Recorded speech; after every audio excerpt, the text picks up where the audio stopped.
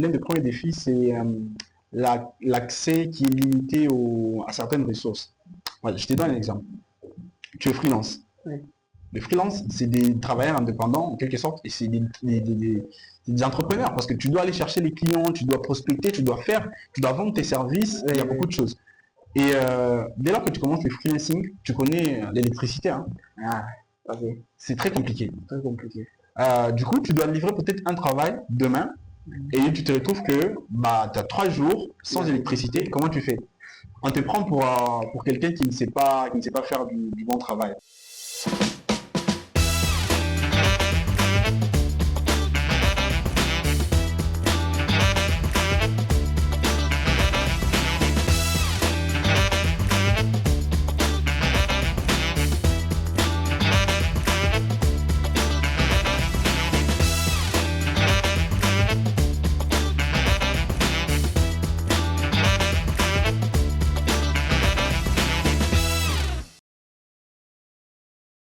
Bonjour monsieur, Bonjour. vous allez bien? Ouais, super. Et toi? Ouais, ça va. Pouvez-vous vous présenter et partager votre parcours en tant que développeur? Alors, moi c'est Elvin Kyungu. Alors, sur les réseaux, beaucoup de personnes me connaissent comme Elvin Code. Code pour montrer que je suis un développeur et tout ça. Je suis quelqu'un qui est très passionné d'animation. Donc, créer des interfaces utilisateurs assez géniales et tout ça. Et ça, c'est mon domaine, c'est mon job de tous les jours. Et en gros, je suis un tech lead communities aussi. Je suis quelqu'un qui participe beaucoup dans des événements technologiques. Et dites-nous, monsieur Elvan, qu'est-ce qui vous a poussé, soit qu'est-ce qui vous a inspiré au moins à faire carrière dans les technologies à Lubumbashi? Alors, déjà, des bases, moi je suis quelqu'un qui a eu un parcours un peu plus difficile. Pourquoi? Parce que je viens d'une école la plus pourrie de la ville de Lubumbashi. Peut-être que tu connais Baba Zive. Et j'ai fini la sixième sur Baba Zive. Et quand tu finis, bah, j'étais pas très intelligent. Ça, c'est la normale. Et j'étais un peu au bord du gouffre parce que je pouvais même pas m'exprimer comme ça. Là, je suis en train de parler français et c'était compliqué. Et donc, quand j'ai fini, je me dis, OK, je vais aller faire la géologie à l'université. Quand j'arrive à la faculté, je me dis, OK, je vais m'inscrire en géologie. On me dit, non, non, mais qu'est-ce que tu as fait aux humanités comme par hasard? Je dis, je fais commercial informatique. Et là, la personne qui m'inscrivait, elle me dit, non, non, tu peux faire l'informatique. Je dis, OK, pas de souci, tu peux me mettre en informatique. Je ne savais même pas ce que je voulais faire au départ. Et donc, je me lance en informatique. La première année, ça a été complètement éclaté parce que, voilà, j'étais j'étais un peu le mec le plus rejeté. Et ben, du coup, qu'est-ce qui s'est passé? La première année, j'avais repris. Et juste la deuxième année, que je me suis dit, OK, il faut que je fasse un truc. Il faut que je fasse un truc parce que sinon, ça va dégénérer et je ne saurais pas comment évoluer. Et là, j'ai rencontré une personne, je suis quelqu'un qui aime toujours participer à des conférences. D'ailleurs, vous m'avez invité 2 fois chez Animaux. Un jour, j'arrive dans une conférence, je vois 2 personnes qui parlaient et tout ça. Je me dis, waouh, c'était tellement intéressant. Et c'était passionnant. Je me suis dit, ok, ça c'est un déclic. Il faut que je fasse un truc. Comme j'étais les gars qu'on rejetait, même dans le groupe d'études. Tu vois, tu as des amis qui ont fait Tendele, Imara, Kitomaï. Et toi, tu viens déjà, vas-y, on sait que tu es rejeté. Ouais, on te dit, on ne veut pas de toi et tout ça. Et là, je me dis, pour avoir du respect, il faut que je fasse un truc que beaucoup de personnes ne font pas. Et à la faculté, il n'y avait pas beaucoup de développeurs. Il n'y en avait pas vraiment beaucoup. Certes, il y avait des gens qui étaient très intelligents, mais dans le code, ils n'étaient pas très bons. Et je me dis, il faut que je me lance à fond. Et c'est comme ça que je me suis lancé. Vous pouvez nous expliquer au moins ou nous dire quel projet vous a rendu particulièrement fier? Sûrement, il y en a un projet où vous avez vraiment donné à fond. Oui, on va un peu nous expliquer.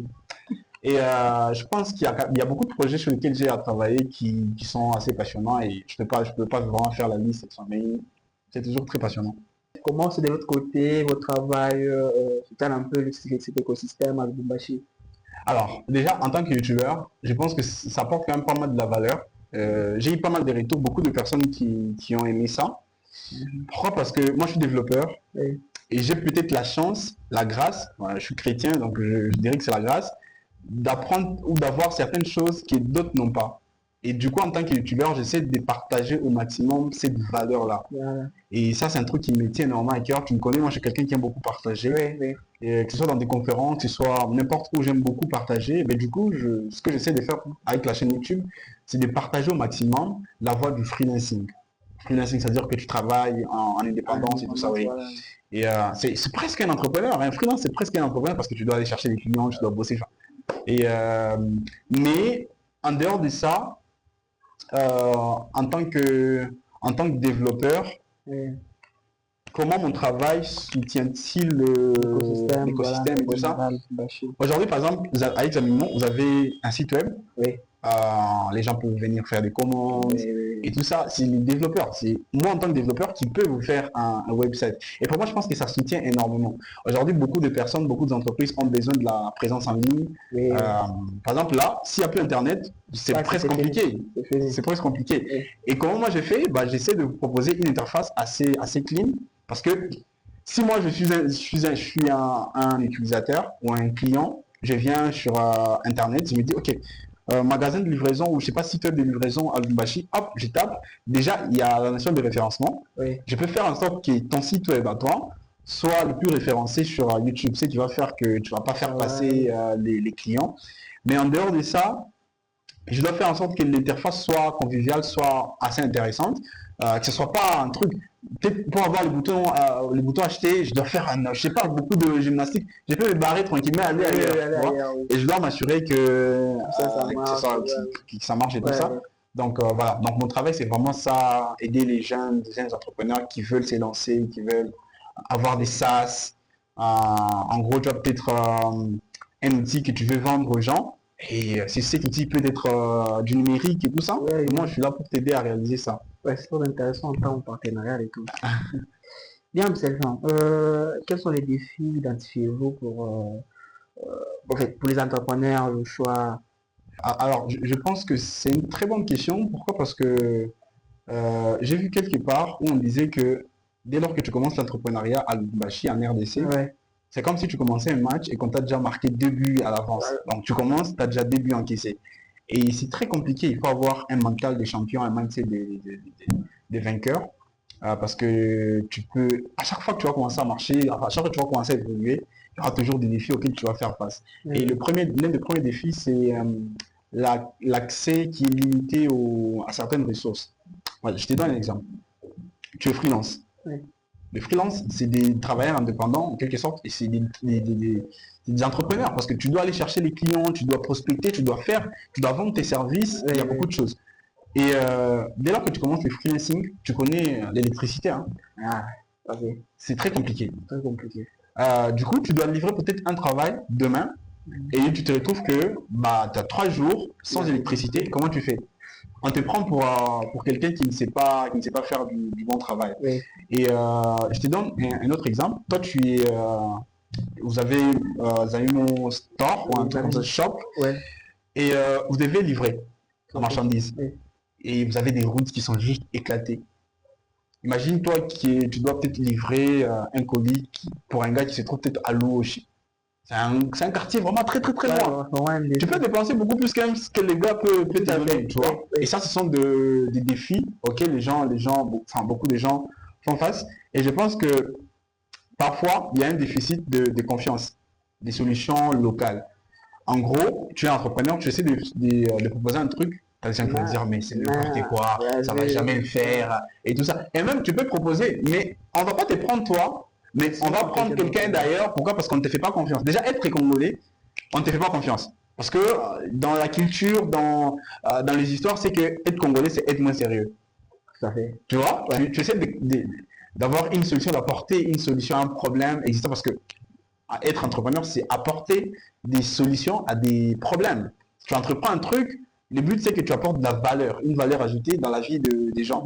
Tu essayes, on te dit non, mais les Congolais, ils sont moins sérieux. Du coup, ce qui fait que même pour accéder à des financements, pour accéder à des partenariats, ça devient très compliqué. C'est très compliqué. Moi, j'ai essayé d'entreprendre un truc. C'était pas vraiment de l'entrepreneuriat, mais c'était une idée une initiative que je voulais lancer avec le cercle scientifique. Je pense que vous avez peut-être eu avec cette expérience avec Zamimo. Tu pars, tu dis aux gens, mais les gars, on doit faire ceci, on veut faire cela. Et les gens, ils arrivent, qui est fait pour, tu vois, ils te regardent un peu de loin avec des gains et tout ça. Ils ne veulent même pas te soutenir. Le but, c'est qu'il faut d'abord que tu progresses qu'on voit que les gars sont en train de progresser et du coup, est-ce qu'on peut maintenant te soutenir et tout ça? Je pense que ça, c'est l'un des plus grands défis, mais il y en a beaucoup et je ne suis pas encore très lancé à fond dans l'entrepreneuriat, Oui. mais par exemple, l'année prochaine, je lance Elvin Code comme boîte de sous-traitance.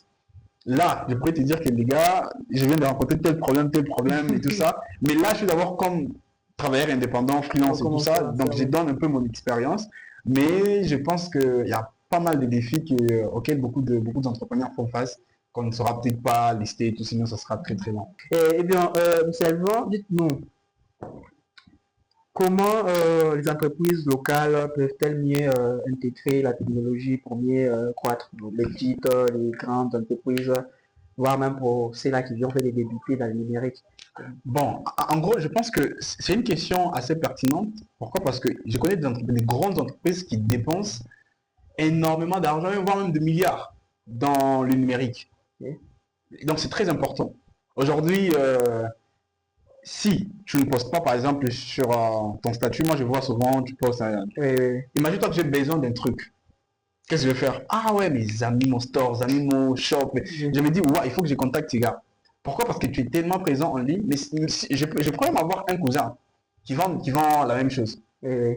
Mais si il n'a pas sa présence en ligne, s'il n'intègre pas la technologie dans sa boîte, qu'est-ce qui va se passer?